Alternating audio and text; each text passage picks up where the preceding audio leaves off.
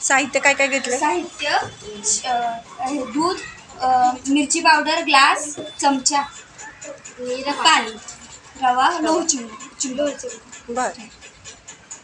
हां, आता काय तुम्ही दुधाची शुद्धता तपासताय? हो. दुधामध्ये कशाची भेसळ असते? पाणी. बरं.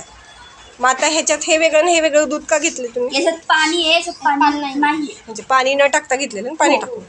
आता ते कसं ठरवणार तुम्ही?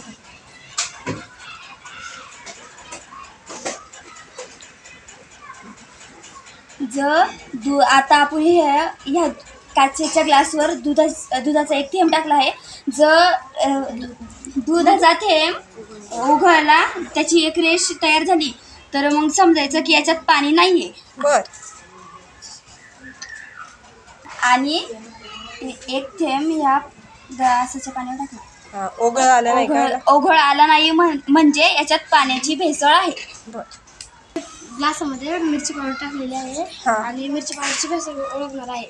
तर ग्लासामध्ये पाणी पाणी टाकली ना? पाणी टाकले आणि त्याच्यात मिरची पावडर जर पाण्याच्या तळाशी लाल रंगाचा साठा जमा झाला असेल तर समजायचं की मिरची पावडरमध्ये विटांची भुकटी मिसळलेली असते. बरं. आहे का मग? हो का, ही विटांची भुकटी आहे. ते मिरचीचे कण नाही आहेत का? नाही. कशावरून तुम्ही ठरवलं? हात लावून पाहिलं का तुम्ही? हो. दाखवा मला. अच्छा, विटांची भुकटी आहे. बरं. आता इकडे काय घेतले तुम्ही? रव्यामध्ये सुद्धा भेसळ असते. कशी ओळखणार तुम्ही आता? रव्यामध्ये काळे काळे लोह कणाचे कण असतात. बर. तुम्ही काय करताय?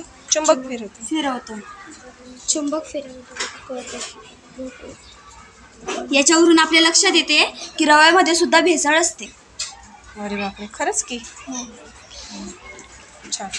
मग अन्न भेसळीमुळे काय होतं आपल्याला?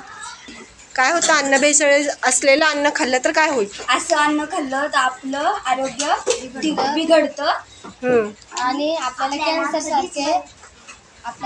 सारखे आजार होतात, जे कधीच बरे होत नाही. बरोबर.